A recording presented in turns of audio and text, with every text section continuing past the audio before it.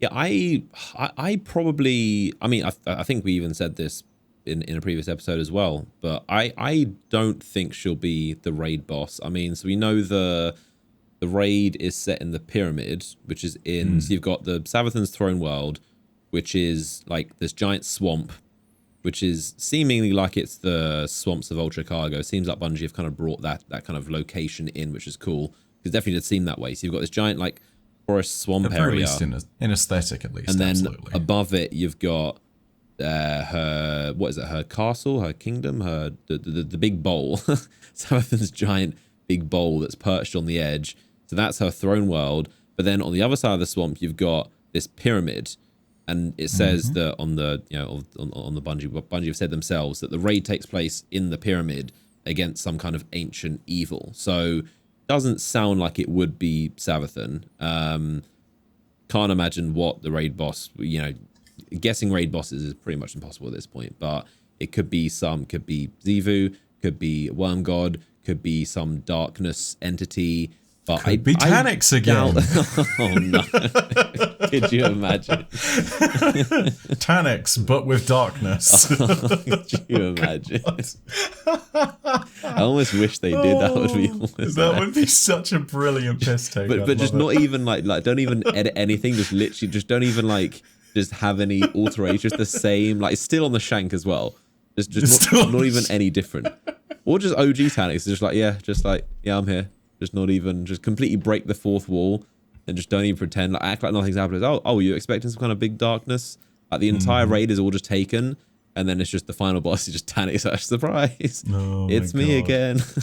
Could you imagine that though? We have this moment where he does this menacing battle cry out towards us, and out of nowhere, Mithrax is in our ear, and he said, "Why are you in my house?" He finally has a house. It's just the pyramid inside Savathun's throne world. Have we seen the last of Taniks? Will we ever? Taniks will live forever, man. Taniks is the meme. It's the gift that keeps on giving, really. I think. So who do you think will be the obviously complete speculation, but who do you think will be the raid boss or enemy? What do you think is the deal with the pyramid inside the swamp? So, theory. I think that it's going to be a minion of some kind of Xivu or Wrath. And the reason I say that is because, or at very least it's going to have some kind of connection to Xivu or Wrath. Reason being is that Xivu is hunting Savathun in this season. And we've got a very big kind of build-up here from Mara, which says that Xivu or Wrath is hunting Savathun, but at the request of another. And here's the thing, Xivu has not done what Savathun has clearly done here and strayed from the path of darkness. Xivu has been apparently still continuing to feed her worm quite well, because she literally made war on the Cabal of all people.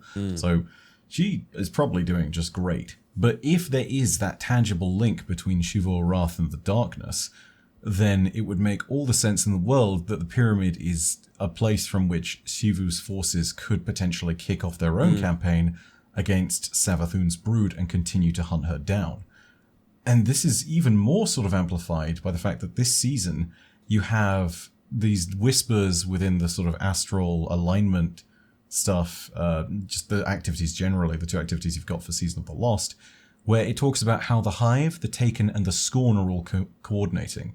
The Hive, which belonged to Xivu or Wrath, the Taken, which have now supposedly fallen under her control, after, Savathun lost control of them thanks to Coria, which means that Xivu now needs to be the binding will towards them, meaning maybe the darkness has taught her how to take two. And then the Scorn, which are fascinating because we learned back on the Glycan mission in Presage that the Scorn can be conduits through which the darkness can speak.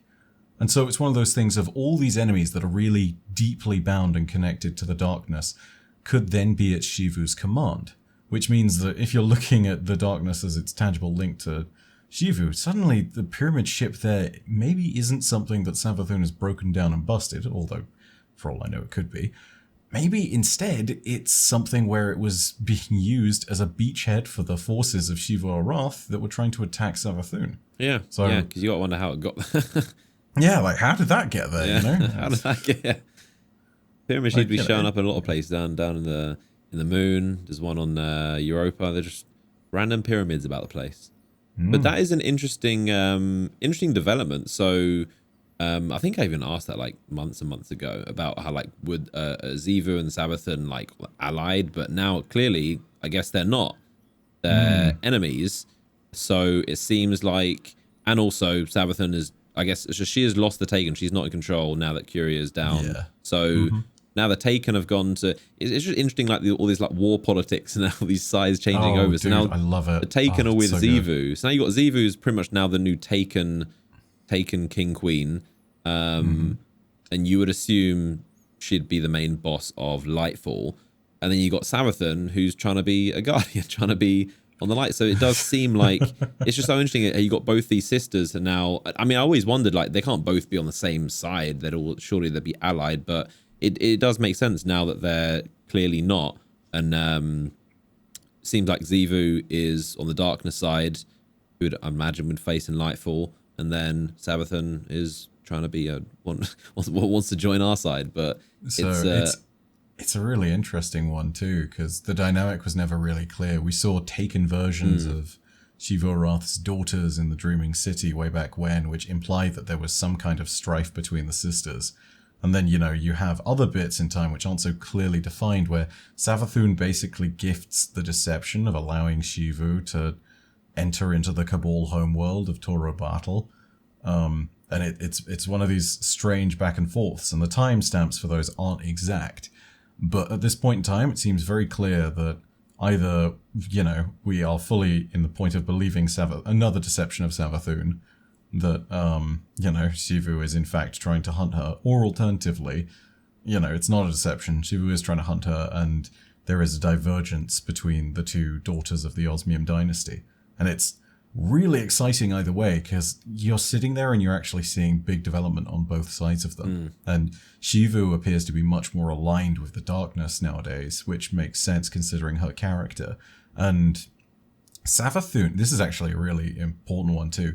Savathun, if we're looking all the way back to the Shadowkeep lore, isn't necessarily trying to become a guardian. Savathun is trying to live. Savathun is trying to survive. survive, yeah. Because she's Get rid of she's that worm. seen this. Yeah, get rid of the worm for starters.